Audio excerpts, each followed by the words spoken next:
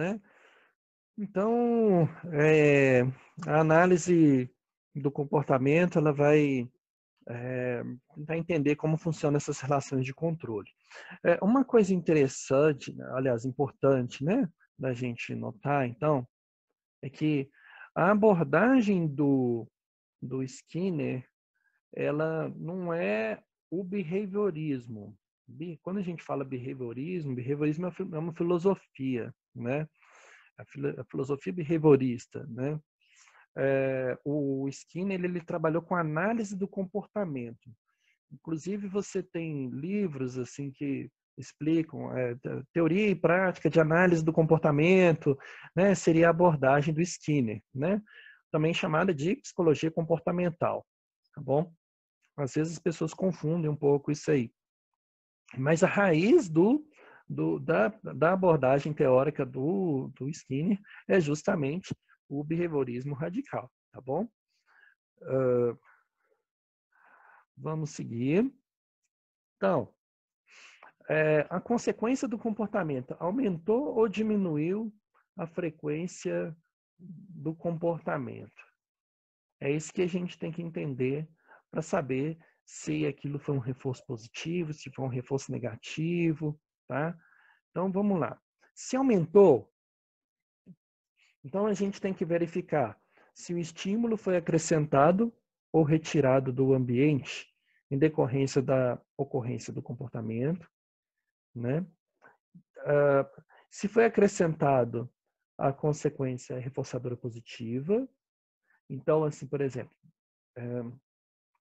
vamos voltar à pergunta. A consequência do comportamento aumentou ou diminuiu a frequência do comportamento? Vamos ver. Bom, se nós acrescentamos alguma coisa, né, então a consequência é positiva. Se foi retirado, a consequência reforçadora é negativa. Então, o estímulo estava presente ou ausente no momento em que o comportamento foi emitido? Bom, se ele estava presente, é um comportamento de fuga, né? Se ainda não estava presente, é um comportamento de esquiva. Então, por exemplo, você está andando na rua, né? E viu que lá no final da rua tem um homem alto, forte, né? Caminhando com o cachorro dele, mas você fica com medo. Então você fica com medo dele, né? Ele já está presente e você foge.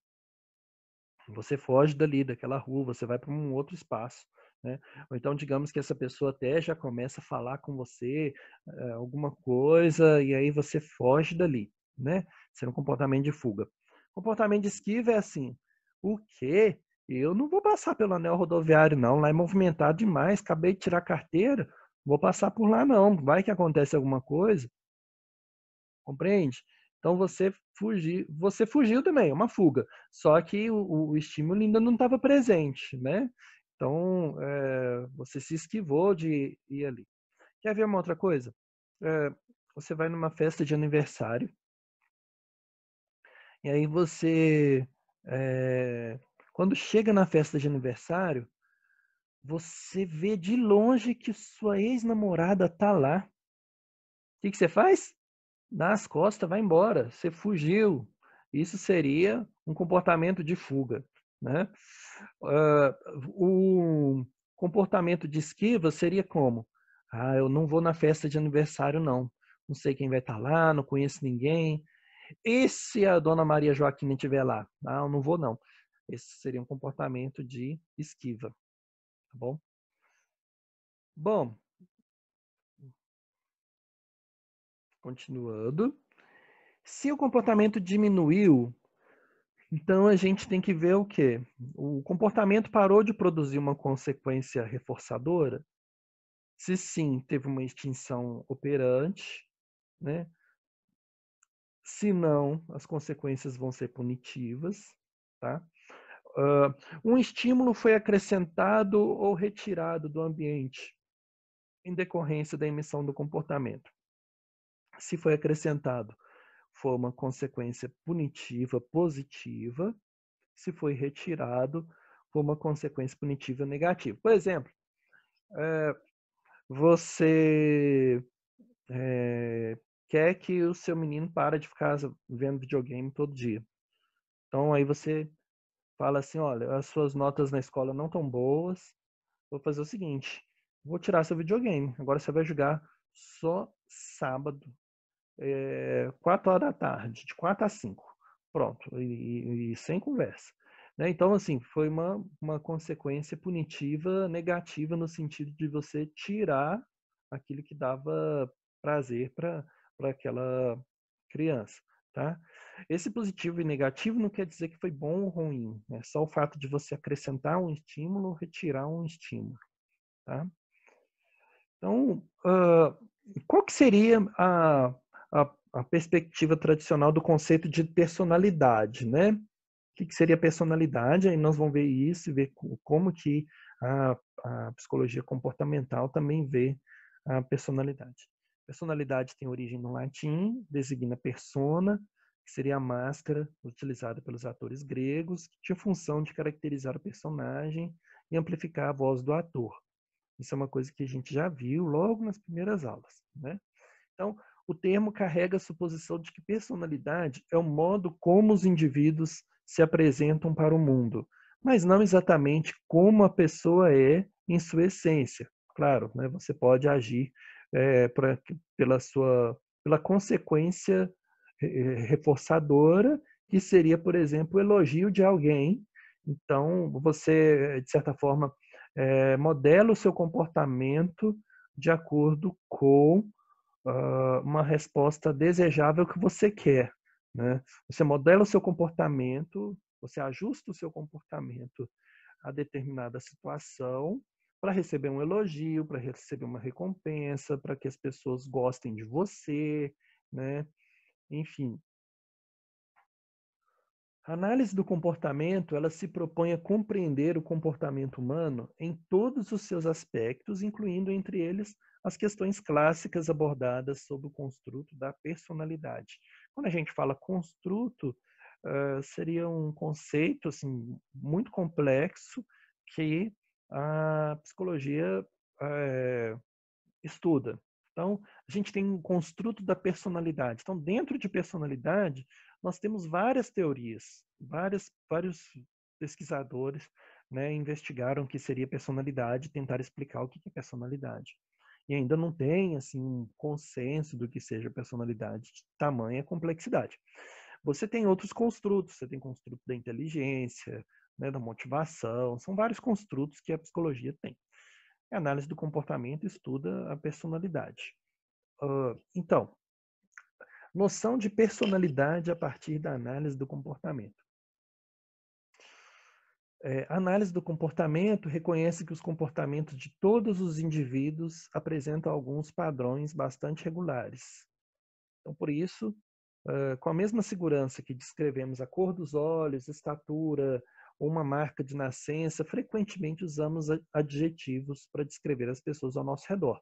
Tímido, agitado, sério, simpático, ansioso, sensível, sagaz, etc. Então, agora, por que uma pessoa é tímida?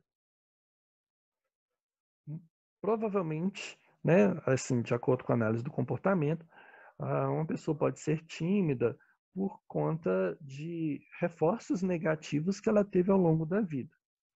Por que uma pessoa ela tem uma alta autoestima? Provavelmente devido aos reforços positivos que ela recebeu ao longo da vida. Tá? Então, dentro de casa, ela se sentia valorizada, né? Na escola, as coisas que ela fazia. E acaba que se você é valorizado, você acaba mantendo aquele comportamento, você age pelas consequências daquele comportamento. Então você direciona, você modela o seu comportamento de forma que você o ajuste, né? Você vai ajustar esse comportamento para ter a melhor consequência possível, tá? Então é bastante comum que pessoas independentes umas das outras façam as mesmas descrições sobre um mesmo indivíduo, o que realça a noção de que padrões comportamentais seriam apresentados em diferentes contextos e com certa regularidade. Aqui nós estamos falando justamente de personalidade. Então, se você é uma pessoa que tem um traço de personalidade assim de honestidade em determinado contexto, provavelmente você vai ter em outros também, né? Se você tem facilidade, por exemplo, de comunicação em determinado contexto, provavelmente você vai ter em outros contextos também, né? Mas, né, vale ressaltar, a pessoa vai ajustar esse comportamento a partir da consequência que ela vai receber, tá? Então, assim, você já viu quando você está trabalhando sob pressão e você tem meta, você tem prazo para entregar as coisas, né? Quando você está, assim, cheio de coisa mesmo para fazer, né? E tem medo daquilo não dar certo, tem medo da cobrança. O que acontece? Você vai ajustar o seu comportamento de acordo com aquela consequência. Algumas pessoas, com esse estresse, com essa pressão toda, o que elas vão fazer? Vão paralisar. Elas não vão conseguir fazer nada. Aquilo vai ser aversivo para ela, aquilo vai ser ela vai acabar agindo pela consequência negativa que ela poderia receber, né? Então, ela vai se esquivar de entregar um relatório, vai se esquivar de assumir uma responsabilidade, tá? Então, ela modela o comportamento dela de acordo com a consequência que ela pode receber, ok? Então, no entanto, se pretendemos entender os padrões de comportamento sem recorrermos a construtos tradicionais, precisamos compreender de que maneira tais padrões são desenvolvidos e por que parecem tão pouco prováveis ao longo da vida. Então, nós precisamos entender os padrões de comportamento que as pessoas têm, né, que as pessoas desenvolvem ao longo da vida. Seriam os chamados esquemas de comportamento, né? A pessoa tem um esquema de comportamento, ela tem uma forma específica de se comportar em determinadas situações, né? Ela sempre se comporta daquela forma quando está diante das pessoas, quando está no trabalho, né? Ela tem um esquema de comportamento. Então, desde o início da vida, vão sendo estabelecidas várias relações funcionais entre o comportamento do bebê, o comportamento dos cuidadores, né? Então, em questão de alimentação, um sorriso, né? O adulto vira para a criança e fala assim: cumprimenta seu tio, pede benção para ele, né? Então, assim, desde o início, a gente acaba modelando o nosso comportamento, né? Adquirindo novos esquemas no nosso repertório comportamental. Então, o aspecto fundamental a ser destacado é que na primeira fase da vida ocorre um tipo muito especial de interação com o mundo, na qual o indivíduo se relaciona com alguém que detém uma concentração específica de reforçadores e que raramente será reproduzida no futuro. Então, a gente tem que saber, assim, por exemplo, quando nós somos criança, se você, por exemplo, imagina, lembra quando você era criança? Você colocava blusa quando a sua mãe sentia frio. Não é porque você queria pôr blusa. Ela falava, tira a blusa, não quero isso. Mas o adulto da relação colocava blusa, né, e não tinha conversa, né? Então, assim, provavelmente isso não vai se reproduzir no futuro, né? No sentido de que talvez aquela criança, né, quando ela crescer e ela tiver os filhos dela, talvez ela não faça isso com os filhos dela, né? Talvez deixe na liberdade, assim, ó, quer pôr blusa, põe, não quer, tudo bem, passa frio aí, depois fica espirrando, aprende, né? Então, assim, o fato é que nas a nossa primeira relação com o mundo é ali com os pais, né? Nós vamos aprendendo a relacionar com as pessoas, com as coisas, com o ambiente, enfim. Então, considerando é,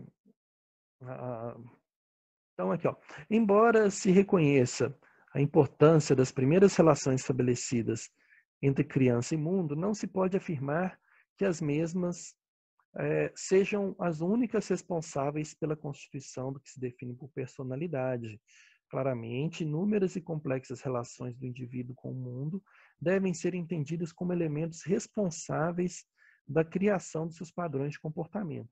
Então, não é apenas a questão do ambiente compartilhado ou não compartilhado, não é apenas a relação dessa criança com o mundo que vai definir a personalidade dela, né? São complexas relações, né, que vão determinar o tipo de comportamento, viu?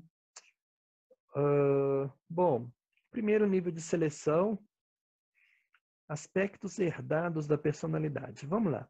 Dentre os padrões estáveis de comportamento dos indivíduos, há algo de inato que seja herdado, assim como são outras características físicas, tais como a cor dos olhos ou dos cabelos. Bom, todos nós apresentamos alguns padrões fixos de reação a eventos do ambiente que são reflexos incondicionados. Lembra do experimento do Pavlov, né? O que seria um reflexo incondicionado? É aquele reflexo que é inato, que é natural de acontecer. Então, esses reflexos, eles garantiriam a sobrevivência de indivíduos em relação ao ambiente razoavelmente estável ao longo do tempo. Também é herdada a capacidade do organismo responder às consequências de sua ação. Então, a sensibilidade ao efeito de sua ação sobre o mundo é uma característica presente em todas as espécies animais a partir de certo ponto evolutivo. Então, você tem que lembrar aí, então, é que o ser humano, ele herda algumas características de personalidade, não só de personalidade, né? Cognição, várias outras características que nós herdamos, ok? E essas características nos ajudam a adaptar de uma maneira melhor, né, ao mundo, né, sobreviver. Então, entretanto, a existência ou não desses padrões pode ser relacionada com o conceito de personalidade, já que não é o que nos diferencia um dos outros, e sim o que nos torna muito semelhantes.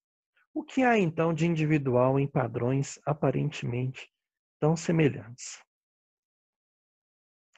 O que há de individual na herança de padrões de comportamento é a intensidade com que cada evento do ambiente afeta cada organismo, né? Então, os padrões de comportamento das pessoas, eles têm relação direta com,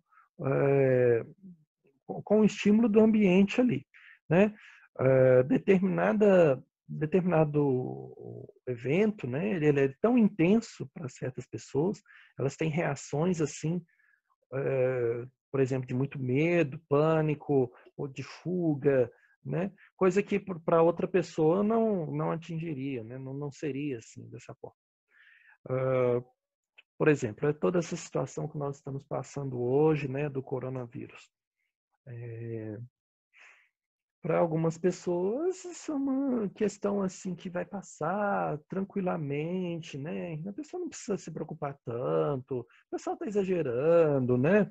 Então, assim, as consequências do ambiente, assim, elas não, de certa forma, não modelam o comportamento dessa pessoa, né? E ela tá muito tranquila, e, enfim. O oposto, né, é aquela pessoa que acha que o coronavírus pode estar assim a poucos metros de distância e a pessoa não querer sair nem do sofá, não sair de casa, não muda nem de um quarto para o outro, enfim, seria o extremo, né? Bom, com base nessas diferenças herdadas, alguns pesquisadores desenvolveram uma teoria denominada teoria da personalidade, com base na sensibilidade ao reforçamento, né, que busca explicar, com base em aspectos neurais e psicológicos, parte da determinação de dimensões importantes do que é chamado personalidade. Por exemplo, sensibilidade a eventos estranhos ou intensos que representam ameaça. Então, responder a estímulos ameaçadores com respostas de fuga, ataque, congelamento, paralisação, é um padrão selecionado filogeneticamente. Tá? Quais seriam os aspectos aprendidos da personalidade, né? Numa perspectiva funcionalista, né, um primeiro aspecto a ser considerado ao referirmos à personalidade é a noção que existe um amplo conjunto de respostas de um indivíduo apresentadas em diversos contextos, cuja função é equivalente, né? Então, por exemplo, uma pessoa identificada como tímida provavelmente age de maneira similar em diversos contextos. Ela evita alguns encontros sociais, evita situações de exposição em eventos nos quais seja o centro das atenções. Então, trata-se de um conjunto de ações emitidas em contextos discriminativos específicos e controlados por contingências de reforçamento próprios. Tá? O que é destacado nessa explicação é o papel primordial exercido pelas interações com o ambiente na determinação do que tipicamente é caracterizado como um traço de personalidade. A influência exercida pelo contexto ambiental pode ser percebida quando observamos os diferentes padrões de comportamento que apresentamos, dependendo do contexto com o qual interagimos.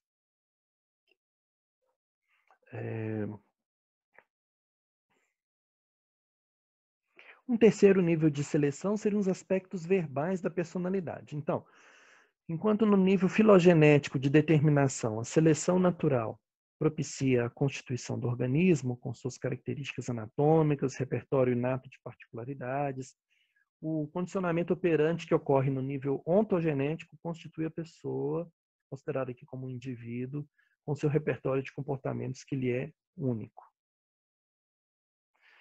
Já quando nos referimos à convivência do indivíduo com a cultura, estamos analisando a história responsável pela construção do eu, né, do self, entendido como um conjunto de estados internos que acompanham o comportamento. Então, o que seria o self, né, para a análise do comportamento? Né? Seria um conjunto de estado interno que vai acompanhar um comportamento. Diante disso tudo, a gente tem que pensar o seguinte, olha, tudo é comportamento. Então, nós selecionamos o nosso comportamento a partir da nossa cultura, a partir de características próprias nossas, próprias da nossa espécie. Selecionamos o nosso comportamento pelas consequências, né? Por questões culturais, tá? Por questões ambientais. Então, no caso, uma pessoa muito tímida, provavelmente vai ser tímida em diversos contextos, né?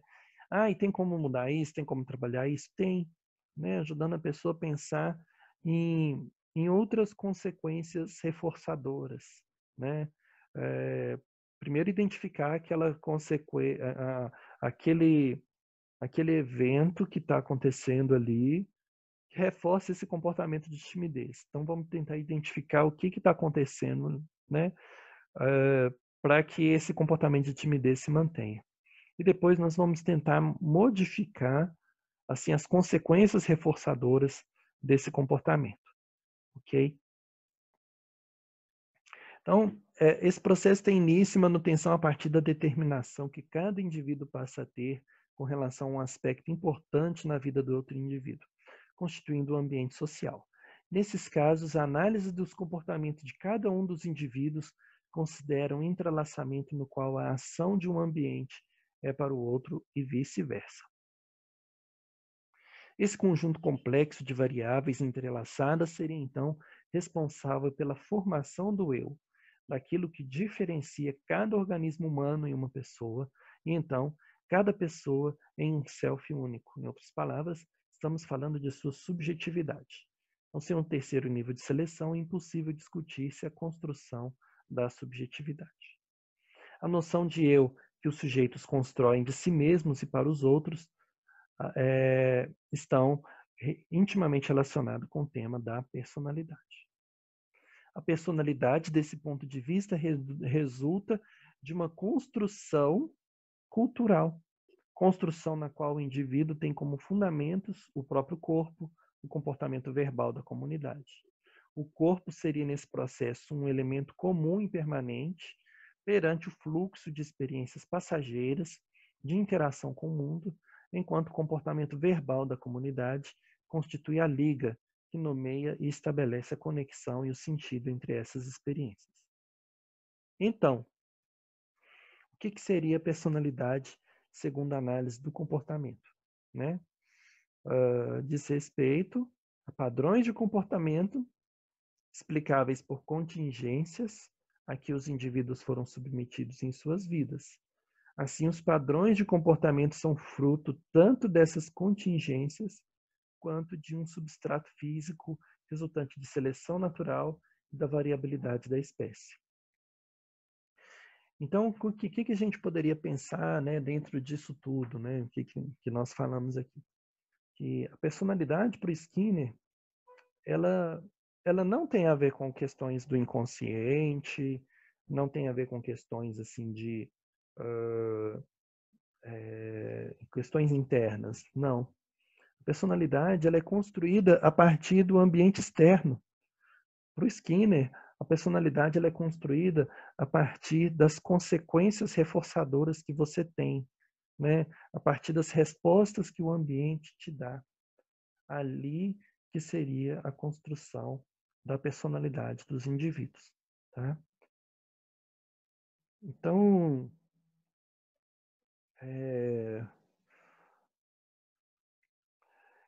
assim, quando nós pensamos em personalidade, né? A personalidade ela é algo muito complexo, né? E ela, assim, por exemplo, quando a gente fala da personalidade assim para o Skinner, a personalidade ela está voltada justamente para as respostas que o ambiente te dá, né? O fato de você modelar o seu comportamento a partir do ambiente, né? Então, assim, quais seriam, por exemplo, as aplicações, né, do condicionamento operante? De certa forma, seria a modificação do comportamento, né, com crianças, com adultos, né? Então, para o Skinner, né, como que se daria, por exemplo, a modificação do comportamento? Né? Ela se daria justamente por, no sentido de aplicar os princípios do reforço, né? Reforço positivo, reforço negativo, punição, né? Você aplicar esses princípios do reforço para ocasionar modificações comportamentais desejáveis. Tá? Então, assim, é isso, né? O que eu queria falar para vocês hoje, né? A teoria do Skinner, ela tem sido reconhecida como uma das mais importantes e também uma das mais complexas assim da psicologia, né? Os escritos deles assim são muito complexos, né? Ele tem uma obra muito grande também, mas é muito interessante, né? A gente pensar assim sobre o behaviorismo, a psicologia comportamental, o papel dela, né? E mesmo que você não seja aí um psicólogo comportamental, né? Você há de concordar comigo que ele realmente foi uma pessoa que trouxe uma contribuição muito importante aí para o campo da psicologia, né? E bom, é isso, né? Assim, a gente ainda tem alguns minutinhos. Alguém queria fazer alguma pergunta para mim?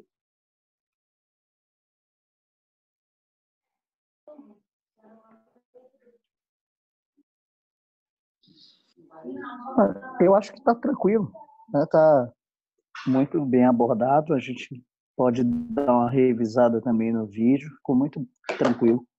Ah, que bom, Natanel. Joia. Tá show.